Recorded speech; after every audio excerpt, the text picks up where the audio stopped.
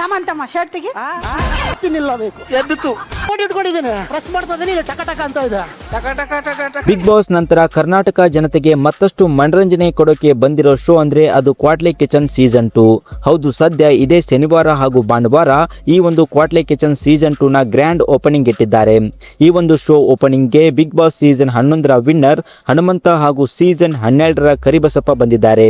ಕರಿಬಸಪ್ಪ ಅವರಿಗೆ ಆಂಕರ್ ಕರಿಬೇಸೊಪ್ಪು ಅಂತ ಕರೆದುಬಿಟ್ರು. ಆಂಕರ್ ಅವರು ಕರಿಬಸಪ್ಪ ಹಾಗೂ ಹನುಮಂತ ನಡುವೆ ಬಾಡಿ ಬಿಲ್ಡಿಂಗ್ ಇಟ್ಟು ಹನುಮಂತ ಬಟ್ಟೆ ಬಿಚ್ಚು ಅಂದಿದ್ದಕ್ಕೆ ಶಾಕ್ ಆಗ್ತಾರೆ ಹನುಮಂತ. ನಂತರ ಈ ರೀತಿಯಾಗಿ ಇಬ್ಬರ ನಡುವೆ ಬಾಡಿ ಬಿಲ್ಡಿಂಗ್ ಕಾಂಪಿಟೇಷನ್ ಫನ್ ರೀತಿಯಲ್ಲಿ ಶುರುವಾಗುತ್ತೆ.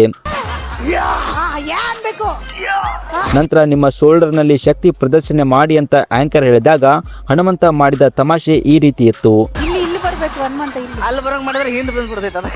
ನಂತರ ಕರಿಬಸಪ್ಪ ಚೆಸ್ಟ್ ಶೇಕ್ ಮಾಡ್ತಾರೆ. ಅದನ್ನು ನಾನು ಹೇಗೆ ಮಾಡೋದು ಅಂತ ಒಂದು ಹನುಮಂತ ಕೇಳಿದಾಗ ಆಗ ಕರಿಬಸಪ್ಪ ಅವರು ಹೇಳ್ತಾರೆ, ಕೈಯಲ್ಲಿ ನಾನು ರಿಮೋಟ್ ಇಟ್ಕೊಂಡಿದ್ದೀನಿ, ಅದನ್ನ ಪ್ರೆಸ್ ಮಾಡಿದ್ರೆ ಸಾಕು ನನ್ನ ಚೆಸ್ಟ್ ಶೇಕ್ ಆಗುತ್ತೆ ಅಂತ ಹೇಳ್ತಾರೆ.